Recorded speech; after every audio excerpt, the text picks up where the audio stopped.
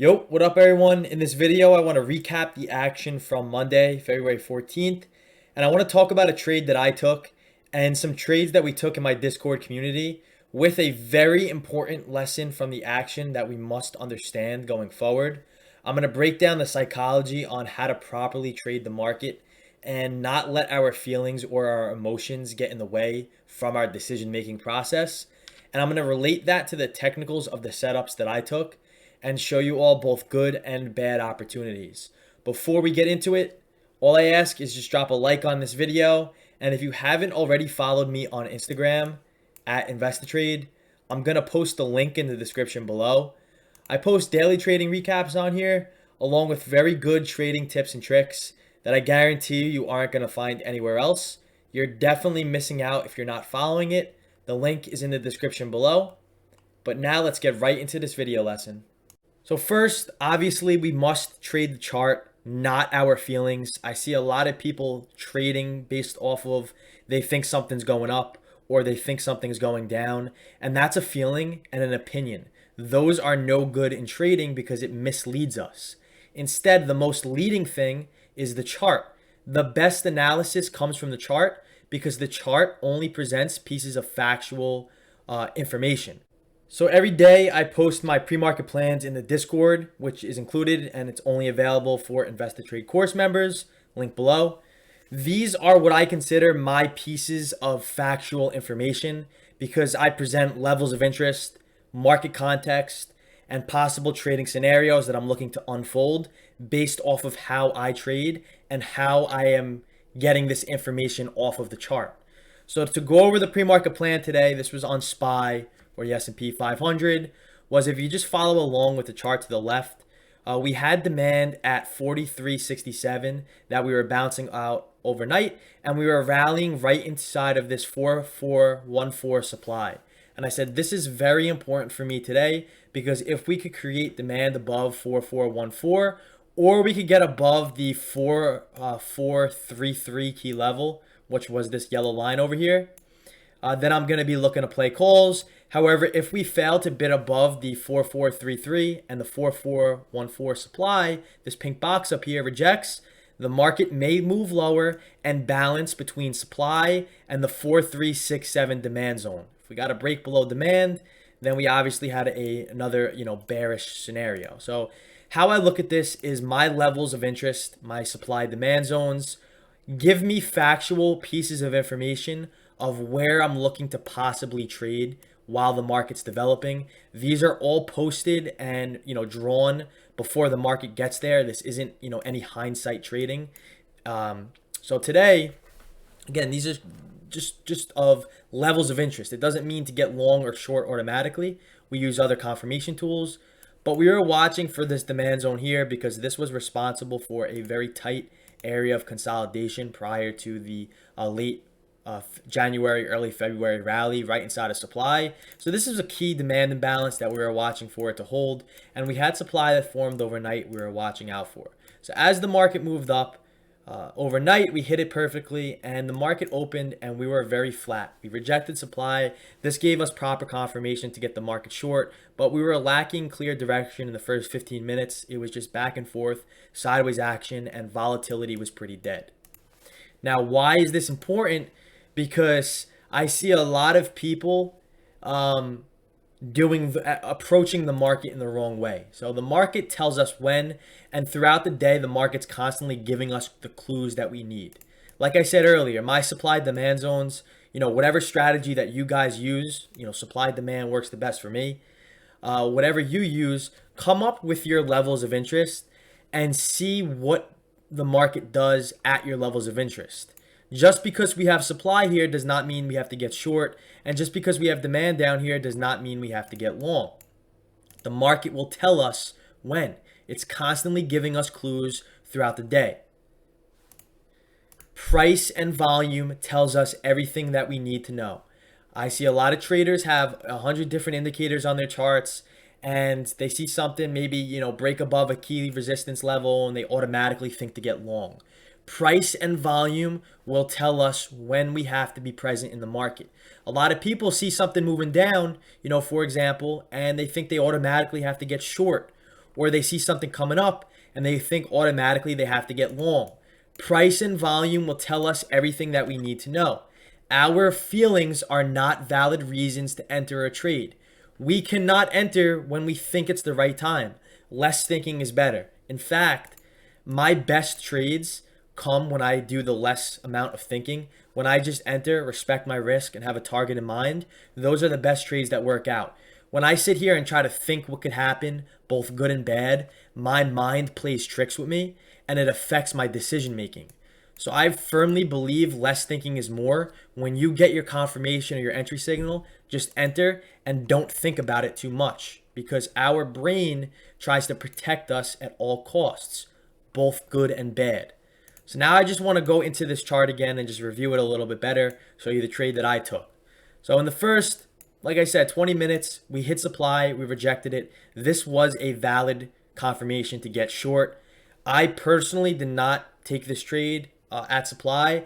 I was not a fan of what I was seeing on the tape and how the market was trading at it. It worked perfectly, but I really didn't consider it a high quality setup, so I avoided it. Not a big deal. There's plenty of opportunities. Sometimes I miss setups, although it worked perfectly to the plan, and I know a bunch of members took this.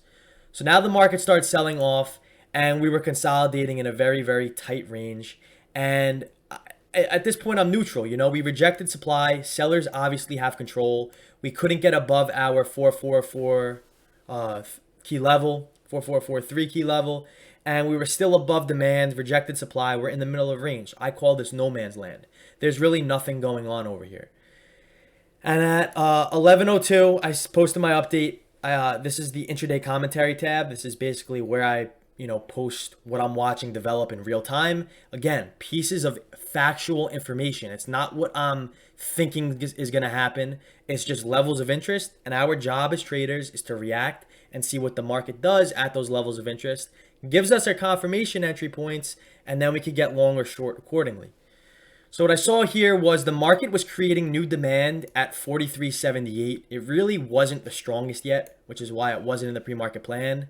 But I drew it down to pre-market lows, and I wanted to find a bid between 4.378 to pre-market lows. I could draw it like this, 4.378 to pre-market lows. It's going to be a new green box. Actually, it's pink. And then the market tagged it perfectly. So what I said was, if we could hold this range and price starts to move higher with action leaning towards bulls, we can possibly reverse here. I would like the NASDAQ to break high a day to support this thesis. The market is balanced. This is a piece of factual information.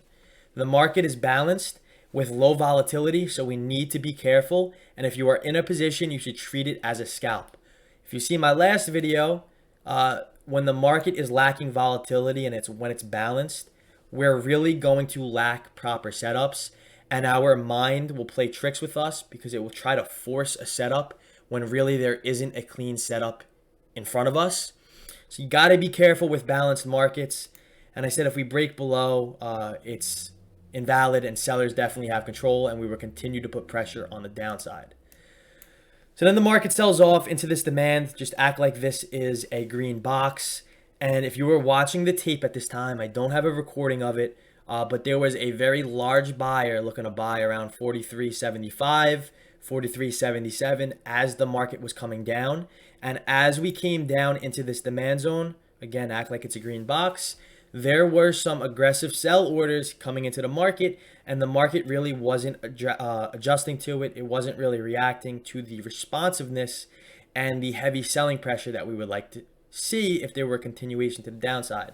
So we hit demand, and as soon as we hit demand, we formed like a double bottom on a 5-minute chart. And as soon as we started coming up, the tides kind of changed, and there was a lot more aggressive market buy orders than aggressive sell orders that we saw coming into demand. And that buyer was reloading his position, adding passive orders to the market as we were moving up, and it kind of indicated a little strength. The one thing I will say to this trade, I did take long ES at 43.84, stop loss below the lows. I was risking about 7 points to make a potential reward of 20 points at 30 points at 4414 supply. I will say this trade worked out. I just put risk on the table, and that's all we could do as traders. No one knows if it's going to work out or not. And I will say, demand zones haven't been extremely reliable ever since we hit this key supply zone at the highs last week and the market started selling off. We destroyed a bunch of demand zones. So how I review this trade that I took, a SPY call, a SPY long, down in this area right here, was I entered a little prematurely. My stop loss, my target was good.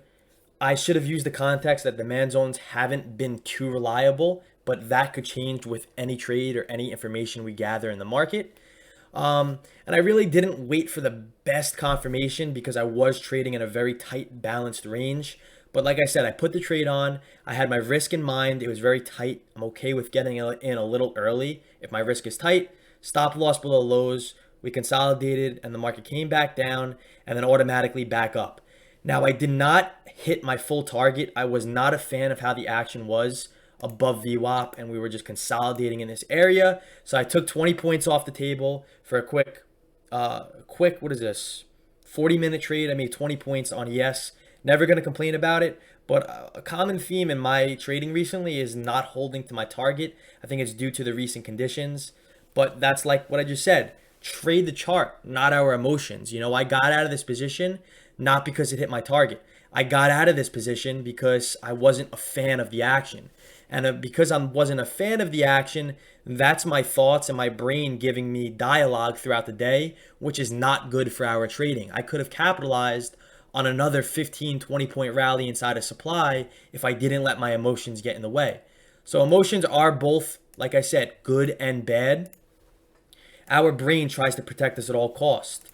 Just trade the chart and do what the market's telling you. Don't do what you think is going to happen or what you want to happen.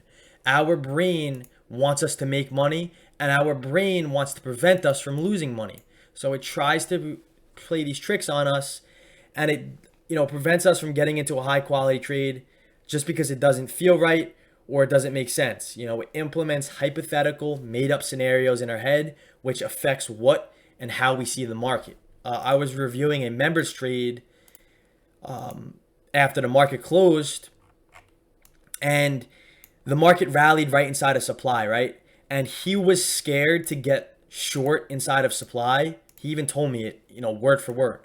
I was scared to get long or short inside of supply because I thought the market was going to blow past this supply zone because buyers were strong. And I said, okay, a couple things. Volume was dead, and buyers really didn't have control because we never found acceptance from buyers inside of supply. The factual piece of information here was the market sold off from supply, bounced off demand, rallied right back inside of supply, and then we started moving down. And this is your valid thesis to get short. This is another valid area to play the market. This is a factual piece of information that we are double topping or failing to break the high inside of a supply zone. If you look back at the action, I think it was on, February 7th, 2022. There was a supply zone in this area right here. And the following day after it formed, it looks identical to the action on Monday, February 14th. We hit the supply, we sold off, we bounced, came back into that supply zone, double topped, failed to break the high, and then the market started selling off again. This is the same exact thing that happened today, but a little closer of a time frame. We rejected supply, we found a bid, came back inside of supply, double topped, failed to put in a new high, and then the market started selling off. So that's what I mean about your brain protecting you at all costs. He thought that this looked extremely bullish because we rallied, 40 points from the lows, and it prevented him from getting long. But when the best trade was to get short right here inside of supply, I know a bunch of members followed this analysis, worked out perfectly. And this is the type of action you want to see, perfect sell-off into demand. And then another example, on me, this is my thought process as the market's developing was I even posted it in the Intraday Commentary tab.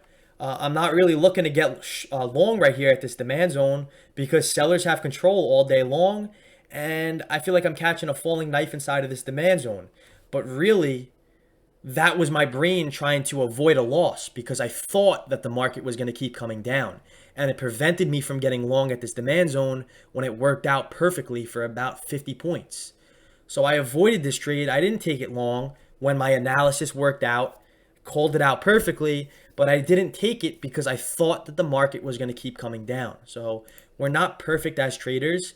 The point I'm trying to make here, I still go through it, is my brain tries to trick me. It happens with everybody else. Just trade the chart because the chart presents the best amount of opportunities. It presents us facts, and us as traders, we present our opinions or what we think is going to happen or what we don't want to happen. And that is not beneficial to our trading at all. Another couple things were I was watching a bunch of equities from the pre-market plan as well. And because of the action on the S&P 500, this is facts. This is market context and facts. Because of the action on the S&P 500, inside of supply, it really wasn't overly bullish today. We were more neutral than bearish, and we were more neutral than bullish on both sides of the market today. Because we had supply above and we really weren't finding a bid indicating strong buyers, it was very difficult to get long on equities that we were watching. Apple overnight bounced off demand perfectly and opened inside of the next demand zone higher, but it was very choppy and it really didn't present any opportunities. AMD, this was in the pre-market plan as well, hit demand overnight and bounced. When the market opened up, where are we going to get long? It really doesn't make too much sense to get long when we open up and we're just rallying in no man's land. And Facebook opened up inside of demand and didn't really move anywhere. We just moved sideways. So it's all about putting the pieces together, understanding market context, and just trade the chart. I can guarantee you, do this exercise. Look at your journal, and if you don't have a journal, you got a serious problem. Look at your journal and see if the trades you've entered and the notes you've made off of it have to do with your emotions or what you think is going to happen. I thought we were going to come down. I thought we were going to go up. And if it does, do everything to avoid those feelings and just trade the chart. Watch how much better you trade and let me know. Keep me updated. So if you enjoyed this video, drop a thumbs up, comment any questions, and definitely check out the links in the description below. I offer a very in-depth and educational course that will come with access to the Discord at no extra charge. Prices will be increasing soon, but I'm going to leave you all off on that note. Peace out.